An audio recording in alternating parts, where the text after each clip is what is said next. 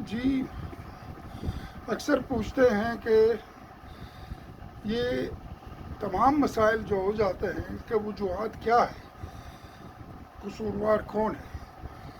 قصوروار یہ ہے کہ ذمہ داری لینے والے اب ذمہ داری لینا چھوڑ دیا، اور جس کو ذمہ داریوں پہ عمل کرنا ہے وہ ذمہ داریوں کو سمجھتے نہیں ہے۔ ایک زمانہ تھا، یہ تمام جو حالات ہے، اب یہ ہمارا مسائل ایک نہیں ہے، ایک کچھ اجتماعی مسائل ہے اور کچھ سیاسی مسائل ہے، وہ اس کا الگ الگ ہے، آپ اس کو مکس اپ نہ کریں۔ اجتماعی مسائل میں یہ ہے کہ جس طریقے سے ہم لوگ جا رہے تھے، اب ظاہر سی بات ہے ایک قوم ہے جو ہندوانہ باتیں تنظیمیں وہ لے کے جو پہنچے ہوئے یہاں تک، تو ان لوگوں کو ٹھیک کرنا جو ہے وہ آسان کام نہیں تھا، اور اس وقت باقاعدہ یہ ذمہ دار اشخاص موجود تھے، بہت سے افراد ہیں۔ میں ہمیشہ کہتا ہوں، یہ آج بھی کسی تقریب میں بیٹھ کے میں نے یہی کہا ہے کہ لگتا ہے کہ ہمارے قوم کو دوبارہ ایک مولانا صادق حسن چاہیے۔ یہ بالکل اسی طرح اجتماعی طور پہ یہ مکس گیدرنگ، یہ تمام مسائل، وہ گانا بجانا شادیوں میں جس طریقے سے جو رسومات ہے، ان کے بڑا خدمات ہے۔ قبلہ مولانا صادق حسن جس طریقے سے انہوں نے خدمات کی ہے، باقاعدہ سب کے سر پہ اسکارف لے کر آیا ہے، سب کو باحجاب کیا ہے، بہت سے لوگوں کو اپنے یہ دین مذہب کی طرف لائے۔ اب جو وہ بزرگان لوگ چھوڑ کے چلے گئے اور نئے آ گئے کمرشل مولانا، جو کمرشل مولانا آیا، ان کی ذمہ داریاں وہ یہ سمجھتے کہ ان کی ذمہ داریاں یہ ہے کہ کاروان کا دم بن کے جو وہ گائیڈنس کرے اور ڈالر کمائے۔ مولانا کا ذمہ داریاں یہ ہے کہ اچھے ممبر اور اچھے اخراجات، سال کے اخراجات اس سے نکال سکے۔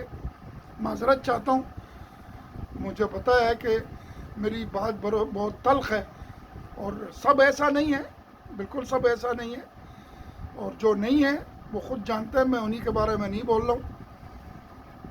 ہم لوگ سب کمرشل بن گئے۔ اب جس سے بھی بات کریں کہ بھائی آپ کیا کر رہے ہو، کہہ رہے یہ ہماری ذمہ داریاں ہیں، بچوں کو ایک ہیلدی ایکٹیویٹی دے دے، زواروں کو ایک اچھا سفر دے دے، یہ ذمہ داریاں ہیں۔ اچھا، جو قوم پلٹ کے جا رہی ہے دوبارہ پیچھے کی طرف،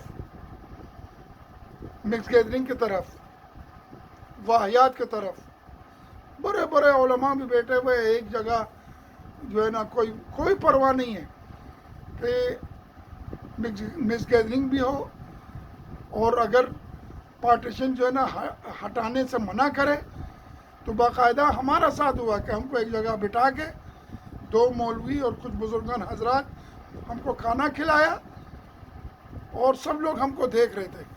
تو وہ دوسرا مولانا مجھ سے پوچھ رہے تھے کہ یہ دوسرے لوگ کھانا کیوں نہیں کھا رہے؟ میں نے کہا بھائی یہ انتظار کر رہے ہیں، ہم کہا کہ یہاں سے دفع ہو جائے تو یہ پارٹیشن ہٹائے گا۔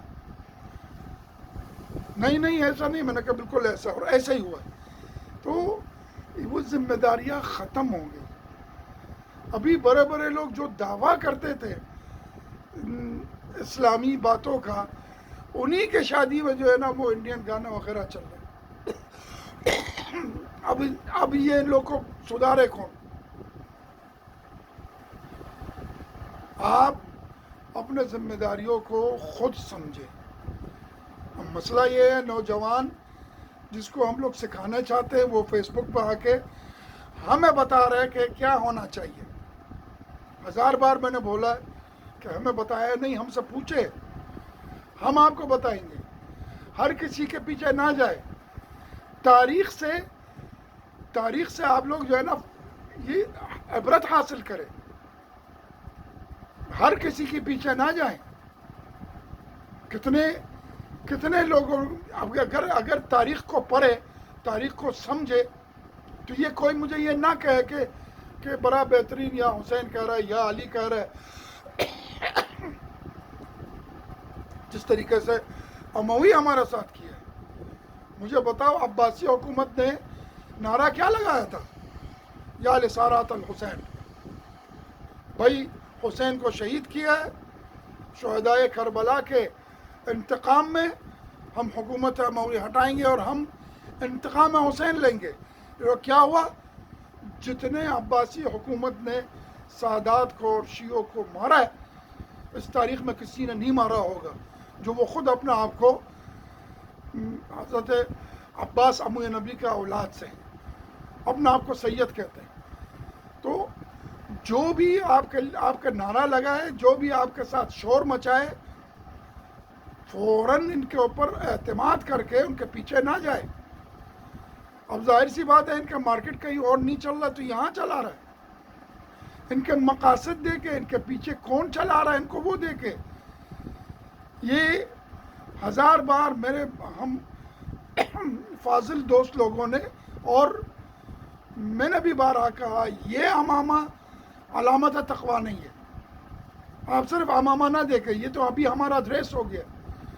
صرف امامہ نہ دیکھیں، آپ یہ دیکھیں کہ چلا رہا ہے کون.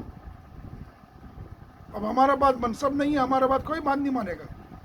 اب جس کا پاس منصب ہے دیکھو وہ چلا رہا ہے کیوں، ان کو کہاں پہنچنا ہے، کون چلا رہا ہے، پچھلے سالوں میں کیا تھا اور کیا ہوا.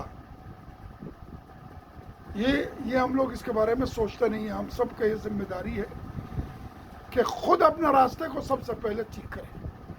انسان جیسا اپنے گھر سے نکلنے سے پہلے آئینے میں دیکھ کے اپنا آپ کو سنوارے پھر باہر نکلے تاکہ کوئی ان کا عیب وہ نہ کرے.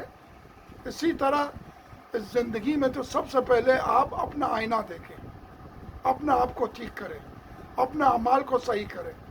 یہ نہیں ہے کہ ہم لوگ بیٹھے ہوئے ایک دوسرے کو ٹھیک کرنے میں لگے ہوئے، ایک دوسرے کا عیب لینے میں، ایک دوسرے کا غیبت کرنے میں، ایک دوسرے کے پیچھے پڑے ہوئے ہم لوگ. کب تک؟ برائے مہربانی ذمہ داریوں کا احساس سب کو ہونا چاہیے. صرف مولوی کا کام نہیں ہے. میری ذمہ داری زیادہ ہے. اب آپ اندازہ کریں کہ یہ اس ویڈیو سے جتنا میں ویڈیو ڈال رہا ہوں، اس کے نیچے آپ کمنٹ میں آپ جا کے دیکھیں کتنی مجھے گالیاں پڑ رہی ہیں. تعریف کرنے والا بھی ہے، میں اس چیز کو مانتا ہوں، لیکن جو گالیاں مجھے پڑتی ہے، ایک نے بولا کہ آغا صاحب یہ اتنی بری گندی گالی دی آپ کو. میں نے کہا کیا کروں، کرنا دو. میں اپنے فرائض سے پیچھے نہیں ہٹوں گا.